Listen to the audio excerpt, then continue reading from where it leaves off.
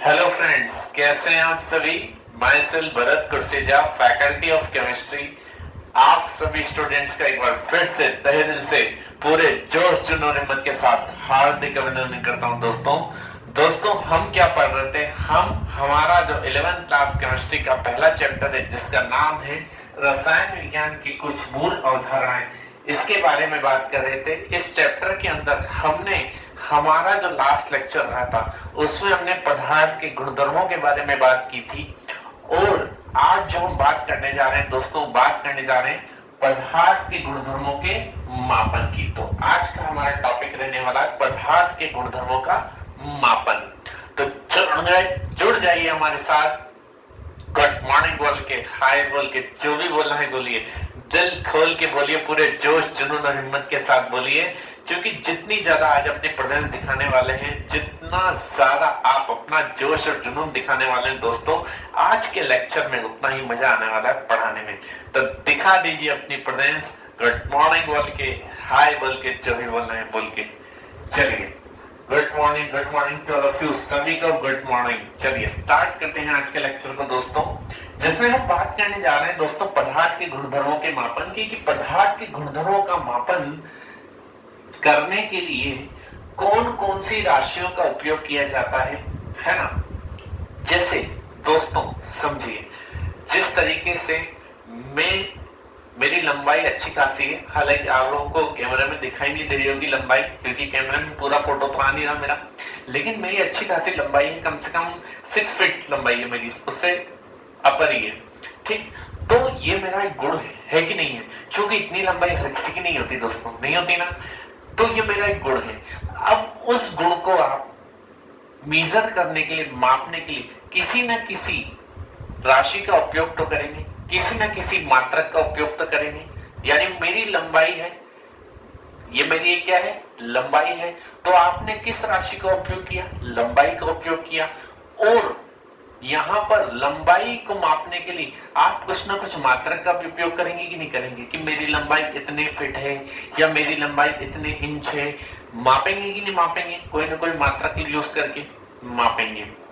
उसी तरीके से दोस्तों पदार्थ के भी कुछ गुणधर्म होते हैं, और उन गुणधर्मों को मापने के लिए कुछ राशियों का उपयोग किया जाता है, और उन राशियों के मात्रक का उपयोग किया जाता है उन गुणधर्मों को मापने के लिए। सारी बात समझ में आई कि नहीं।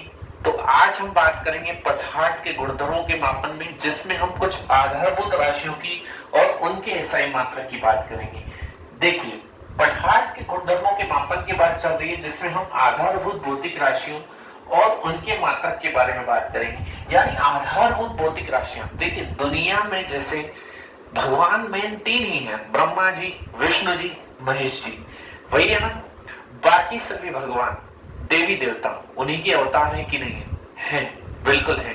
लेकिन मेन भगवान कौन है, 3, ब्रह्मा जी, विष्णु जी और महेश जी। तो यहां पर हम बात वही करने जा रहे हैं कि जिस तरीके से मेन भगवान 3 है, बाकी सब तो उन्हीं के अवतार है, वैसे ही आधारभूत जो भौतिक राशियां होती हैं वो मेनली 7 ही होती हैं। 1 2 3 4 5 6 7। दुनिया भर की बाकी जितनी भी राशियां हैं वो सब इन्हीं से मिलकर बनेगी। बात समझ में आई कि नहीं, अरे आई कि नहीं आई, बोलो तो सही एक बार, कमेंट बॉक्स में लिखो तो सही एक बार, समझ में आई कि नहीं। चलिए, अब इन आधारभूत भौतिक राशियों की बात कर रहे हैं और इनके एसआई मात्रक की बात करने जा रहे हैं हम। एसआई मात्रक यानी स्टैंडर्ड इंटरनेशनल यूनिट, यानी दुनिया भर में ये मात्रक सेम ही रहेगा किसी भी आधारभूत राशि का, चाहे आप दुनिया के किसी भी कंट्री में चले जाओ, मात्रक यही रहेगा। चलिए, और उन एसआई मात्रक की प्रतीक की भी बात करेंगे आज हम। तो सबसे पहले आधारभूत भौतिक राशि देखते हैं लंबाई।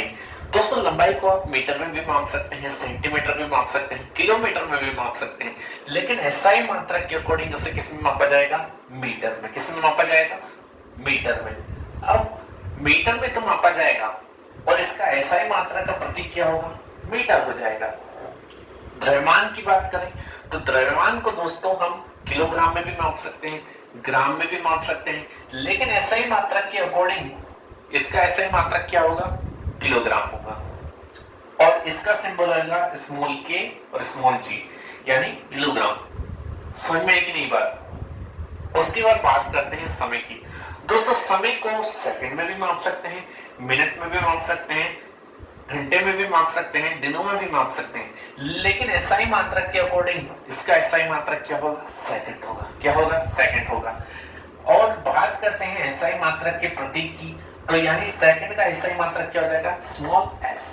क्या हो जाएगा दोस्तों? Small S. चलिए विद्युत धारा के मात्रक की बात करते हैं, तो विद्युत धारा का जो मात्रक होता है दोस्तों वो होता है एम्पियर। क्या होता है? एम्पियर। यानी एसआई मात्रक अगर हम बोले विद्युत धारा का तो वो क्या हो जाएगा? एम्पियर। और उस एसआई मात्रक का प्रतीक होगा कैपिटल ए। क्या होगा? Capital A. और उसके बाद हम बात करते हैं दोस्तों तापक्रम, यानी ताप को मापा जा सकता है केल्विन में, डिग्री फ़ारेनहाइट में, डिग्री सेल्सियस में, लेकिन एसआई मात्रक के अकॉर्डिंग किसमें एसआई मात्रक क्या होगा इसका? केल्विन। क्या हो जाएगा? केल्विन। और प्रतीक क्या हो जाएगा? कैपिटल के। क्या हो जाएगा? कैपिटल के। उसके बाद बात करते हैं ज्योति तीव्रता की, तो ज्योति तीव्रता का एसआई मात्रक क्या होगा दोस्तों? कैंडेला। क्या होगा? कैंडेला। और प्रतीक क्या हो जाएगा? स्मॉल सी और स्मॉल डी। ये स्मॉल सी है, सी भी स्मॉल है और डी भी क्या है? स्मॉल। ठीक। उसके बाद हम बात करते हैं पदार्थ की मात्रा की, तो पदार्थ की मात्रा को दोस्तों किसमें मापा जाता है? मोल में। किसमें मापा जाता है? मोल में। और इसके एसआई मात्रा का प्रतीक भी क्या होता है? मोल ही होता है। फर्क सिर्फ इतना सा होता है कि यहाँ मोल से मतलब MOLE हो गया। क्या हो गया? MOLE।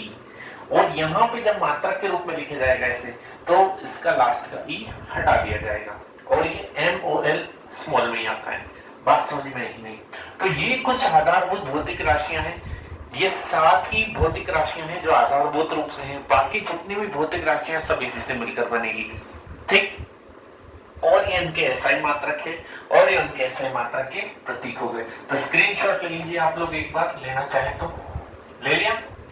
चलिए अब ये जो आधारभूत भौतिक राशियां होती हैं, है ना, इन आधारभूत भौतिक राशियों के पूर्व कुछ पूर्व लग्नों का प्रयोग किया जाता है। ठीक। उनका प्रयोग सिर्फ इसलिए किया जाता है ताकि अगर बहुत बड़ी क्वांटिटी में कोई राशि दी गई है तो उसे पर्याप्त क्वांटिटी में चेंज किया जाए, या बहुत छोटी क्वांटिटी में कोई राशि दी गई है तो उसे पर्याप्त क्वांटिटी में चेंज किया जाए। तो इन एसआई मात्रकों के आगे कुछ पूर्व लग्न प्रयुक्त होते हैं एसआई पद्धति में, जिनकी चर्चा करेंगे हम आने वाले लेक्चर में। आशा करता हूं आप लोगों को समझ में अच्छे से आया होगा, कोई डाउट नहीं रहा होगा। अगर कोई डाउट है तो कमेंट बॉक्स में जरूर बता देना, और अच्छा लगा है लेक्चर तो लाइक जरूर करना, चैनल को सब्सक्राइब जरूर करना और शेयर जरूर करना लेक्चर को, वीडियो को अपने उन दोस्तों के साथ जो कर रहे हैं board, NEET, JEE main, CUET या जेट, किसी भी एग्जाम की प्रिपरेशन, सभी में ये आपको हेल्प दिलाएगा। ठीक है दोस्तों, और बाकी मायूस ना हो, निराश ना हो, जिंदगी की शुरुआत कहीं से भी की जा सकती है। अगर आपको ऐसा लगता है कि हम हमारी स्टडी में पीछे चल रहे हैं तो बिल्कुल निराश नहीं होना है। क्यों? क्योंकि शुरुआत कहीं से भी की जा सकती है जिंदगी की, और हकीकत यह है कि हारना कभी नहीं है। क्योंकि एक बात जरूर कहना चाहूंगा मैं आप लोगों से, खुद ही को कर बुलंद इतना, खुद ही को कर बुलंद इतना कि खुदा बंदे से खुद पूछे बता तेरी रजा क्या है। तो अगर आप लोग हार गए हैं, थक गए हैं, ये सोचकर कि अब क्या होगा, कैसे हमारी स्टडी कंप्लीट होगी, तो नहीं हारना है, नहीं थकना है, बल्कि इतनी मेहनत कर डालनी है, इतनी मेहनत कर डालनी है कि आपने जो सोचा है भगवान आपको वही दे। तो मिलेंगे नेक्स्ट लेक्चर में, तब तक के लिए आपसे बच्चों का तहे दिल से धन्यवाद। जय श्री कृष्ण।